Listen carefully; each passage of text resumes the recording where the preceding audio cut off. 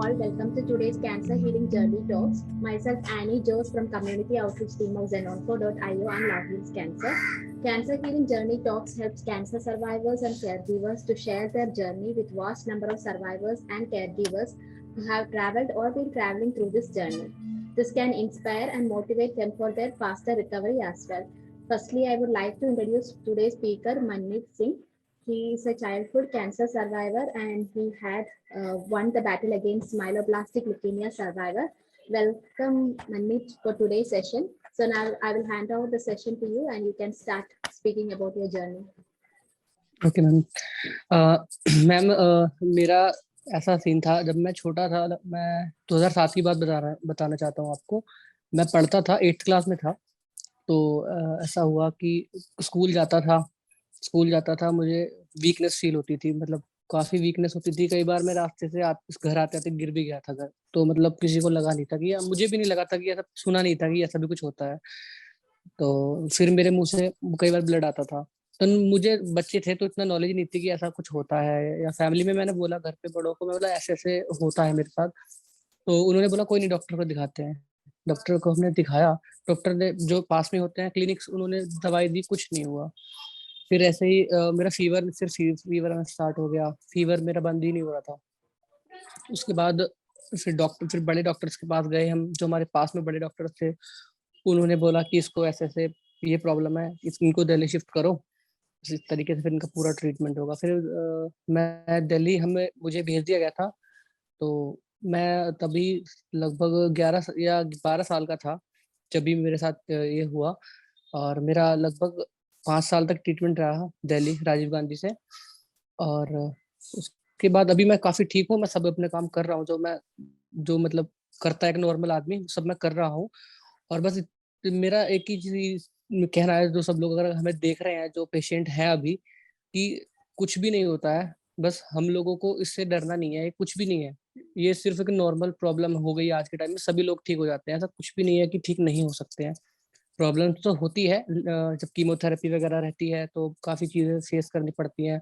और मैं जैसे सिख कम्युनिटी से हूँ, मेरे से बाल चले गए थे। तो मुझे डॉक्टर्स ने बोला था कि जब भी मेरे बाल थे, डॉक्टर ने बोला था कि इनको बाल हटवाने पड़ेंगे, क्योंकि ट्रीटमेंट के दौरान बेड पे गिरेंगे तो ऐसा सही नहीं रहेगा। अभी मैं छोटा था तो मुझे डर लगता था इन सब चीजों से। कभी मैंने ट्रिम ही नहीं कराया था लाइफ में, छोटा बच्चा ही था। तो वो ट्रिम हुआ, फिर मेरी काफी कीमोथेरेपी चली। फिर ट्रीटमेंट के दौरान काफी अप एंड डाउन देखे। और मतलब ऐसी सिचुएशन आ जाती है एक बार कि हाँ, थोड़ा सा लगता है कि हाँ पता नहीं क्या होगा, लेकिन कुछ नहीं होता है। मैंने और बहुत सारे लोग हैं जो राजीव गांधी से, जिनका ट्रीटमेंट हुआ है या फिर और कहीं से भी हुआ है, सभी लोग अब ठीक हो जाते हैं। तो मेरा सभी से यही है कि इतना स्ट्रेस ना लो, बिल्कुल भी स्ट्रेस नहीं लेना है। ये तो सभी एक नॉर्मल चीज है, सब आप ठीक हो सकते हैं। और मुझे देखो, आज मैं खुद के लिए, मुझे लोग कहते थे कि यार तू तो बीमार है टाइप करके, मतलब लोग सिंपैथी टाइप दिखाते थे।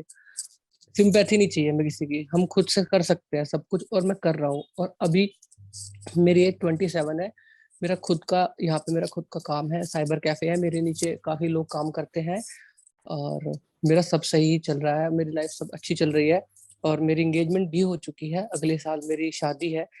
और जिनसे मेरी शादी होनी है उनको मेरी सारी जर्नी का पता भी है।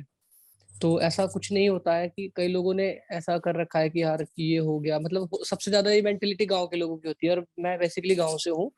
तो यहाँ पे लोगों को ऐसा लगता था कि पता नहीं क्या हो गया, ये इसको क्या हो गया, ये ठीक हो पाएगा नहीं हो पाएगा, या फिर ठीक हो गया आ गया है कहीं वापस से फिर ना बीमार हो जाए। तो लोग थोड़ा डिस्टेंस वगैरह मेंटेन करने की सोचते थे।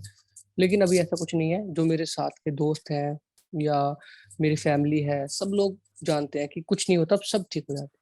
तो बस मेरा यही कहना है कि जो भी पेशेंट है, बिल्कुल भी इस बारे में स्ट्रेस नहीं ले, बिल्कुल भी नहीं सोचना है। खुश रहें आप अपनी लाइफ में, अपनी फैमिली के साथ। जो लोग आपसे प्यार करते हैं उनको टाइम दो, उनके साथ बातें करो। ट्रीटमेंट चलता रहेगा, बिल्कुल सब लोग ठीक हो जाएंगे। और कुछ नहीं है, मैं नहीं मानता इस चीज को, कोई बीमारी का मैं नाम नहीं देना चाहता, क्योंकि ऐसा कुछ नहीं है कि ये ठीक नहीं हो सकता, सब कुछ ठीक हो सकता है।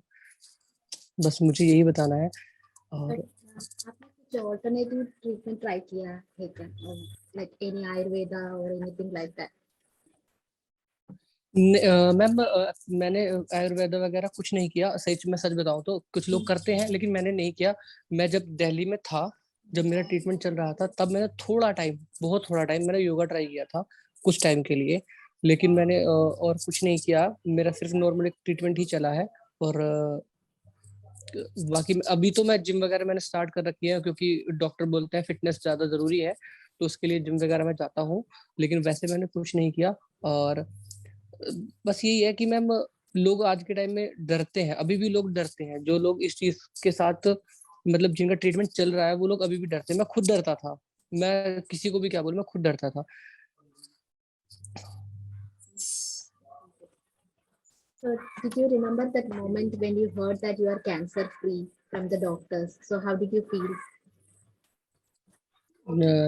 तभी तो मैम ऐसा था कि मुझे बताया नहीं था। सच में तो यह है कि मेरा 1 महीने का ट्रीटमेंट हो गया था, मेरी फैमिली ने मुझे नहीं बोला था कि मुझे कैंसर है। मुझे पता भी नहीं था कि उस टाइम की ये होता क्या है, मैंने कभी सोचा भी नहीं था कि ऐसा कुछ होता है। जब मुझे पता लगा तो मुझे थोड़ा सा मतलब शॉकिंग सा लगा कि ये ऐसी क्या चीज मतलब ऐसा कुछ है कि मुझे इतना 1 महीना एडमिट रहा हूँ मैं, ऐसा क्या चीज हो सकती है ये कि मुझे इतना मतलब स्ट्रगल ही करना पड़ रहा है। इतना लंबा ट्रीटमेंट चल रहा है, मेरे बाल चले गए, मतलब मैं इतना वीक हो गया हूँ। तो तभी मैं काफी घबरा गया था कुछ टाइम के लिए। लेकिन जो मेरे मेरे मम्मी, मेरे पापा, मेरे भाई, मेरे रिलेटिव्स थे वहां पर, उन्होंने मुझे काफी बहुत ज्यादा सपोर्ट किया है। और खुद खुद मैंने भी देखो मैम, ऐसा होता है कि मैं आपसे, आप मेरे से कह सकते हो, लेकिन हमें खुद को अंदर से मजबूत होना पड़ता है कि हाँ, नहीं ऐसा कुछ नहीं है, हम खुद प्रिपेयर है तो सभी ठीक है। मैंने खुद को प्रिपेयर किया कि हाँ मैं कर सकता हूँ, कोई बात नहीं है। सभी कुछ हुआ मैम, पिक लाइन वगैरह बहुत सब कुछ हमने देखा, लेकिन सब ठीक हो गया। लेकिन हाँ, शौक लगा था एक बार कि ये क्या हो गया मेरे साथ। जब मेरे बाल गए थे तो सबसे ज्यादा मुझे तब डर लगा था, क्योंकि मैंने ऐसा कभी एक्सपेक्ट नहीं करा था अपनी लाइफ से कि ऐसा हो सकता है। और कभी भी लोग कहते हैं कि स्मोकिंग वगैरह करने से ऐसा होता है, मैं तो बच्चा था मैंने कुछ नहीं किया था, और मैं आज भी नहीं करता हूँ। So, after cancer, did you make any lifestyle changes? So, are you still worried that cancer might come back? So, are you taking care of your health or? Ma'am, हाँ मैं क्या कहते हैं, मैं बाहर का फूड अवॉइड करता हूँ अभी भी। मैं बाहर का कुछ जंक फूड बिल्कुल नहीं लेता हूँ। अगर हाँ कभी मेरा अगर बहुत ज्यादा मन किया तो ले लेता हूँ। वैसे तो डॉक्टर्स भी कहते हैं कोई प्रॉब्लम, अभी वैसे डॉक्टर्स तो मना ही करते हैं कि नहीं लेना चाहिए, लेकिन कभी ऐसा होता है मैं ले लेता हूँ। और ऐसा कुछ नहीं है, मैं इस चीज से बिल्कुल भी नहीं डरता कि हाँ फिर से रिपीट होगा टाइप, कुछ नहीं, सभी ठीक है। और बस क्या है कि मैम, खुद का ध्यान तो सभी को, नॉर्मल आदमी को भी रखना चाहिए कि जंक फूड ना ही खाए, ये तो सभी को करना चाहिए। और वैसे भी कोविड की सिचुएशन है तो और ज्यादा ध्यान रखना चाहिए ये।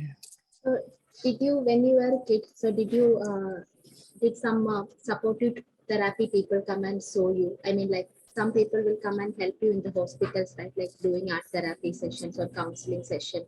So, have you ever underwent some kind of session like that? Sorry ma'am, फिर से बोलना। So, during hospital period, so when you were staying in the yes hospital, so there might be some supportive therapy people, right? Like they might come for art therapy sessions or counseling session. Have you ever received any benefits such like that, so from the hospital? Ma'am, honestly मैं एक बात बोलूंगा, काफी लोग आते थे, काफी Mm. लोगों से मेरी बातें हुई हैं, उन्होंने काफी मोटिवेट किया। लेकिन जो वहाँ पे स्टाफ था, नर्सेज जो नर्सेज थी, जितना उन लोगों ने मुझे मोटिवेट किया, उनके जितना मुझे किसी ने नहीं किया। आज तक मैं उन लोगों को नहीं भूल सकता। जबकि मेरा उनके साथ कोई ब्लड रिलेशन नहीं था, उन्होंने इतना प्यार किया, इतना मतलब इतना सपोर्ट किया, इतना समझाया, सब कुछ किया। उनके जितना मोटिवेट मुझे कभी किसी ने नहीं किया, चाहे कितने भी काउंसलिंग वाले आए हैं या कुछ भी हुआ है, नहीं, उनके जितना नहीं हुआ मैम। So उनके लिए बहुत रिस्पेक्ट है मेरे लिए, मेरे मन में आज भी और रहेगा। उन्होंने बहुत किया है मेरे लिए। that's really good. So this is my last question. So what will be your message to all the cancer survivors and caregivers out there? मेरा जो कैंसर सर्वाइवर्स हैं उनसे यही कहना है कि आप अपने खुश रहो, और इस चीज से बिल्कुल भी नहीं डरना है आपको, भी कुछ नहीं है, नॉर्मल फीवर जैसा समझ लो इसको, बस आता है चला जाएगा, कुछ नहीं होना। आप अपनी लाइफ में अपना खुश रहो, और इस बारे में सोचो मत, जो आप कर रहे हो वो करते रहो, ट्रीटमेंट चलने दो। और जिस चीज में आपको मन लगे, जो अच्छा लगता है वो सब कीजिए। अपनी फैमिली के साथ, अपने दोस्तों के साथ टाइम स्पेंड कीजिए, और बिल्कुल भी इस बारे में तो सोचना ही नहीं है कि आपको कैंसर है, कुछ नहीं होता है ये। बिल्कुल डरना ही नहीं है आपको इस चीज से। अभी सबसे बड़ा एग्जांपल आप देखो, मैं हूँ आपके सामने, और मेरा 5 साल में ट्रीटमेंट रहा था, तो कुछ नहीं होता है। अभी मैं सब कुछ कर रहा हूँ, एक नॉर्मल लाइफ है मेरी इस टाइम। कुछ भी नहीं है मैम। बस मेरा सबसे यही रिक्वेस्ट है कि बिल्कुल भी इस बारे में ना स्ट्रेस तो लेना ही नहीं है, बस खुश रहना है, हैप्पीनेस चाहिए बस, और कुछ नहीं। Thank you so much for your time with us today.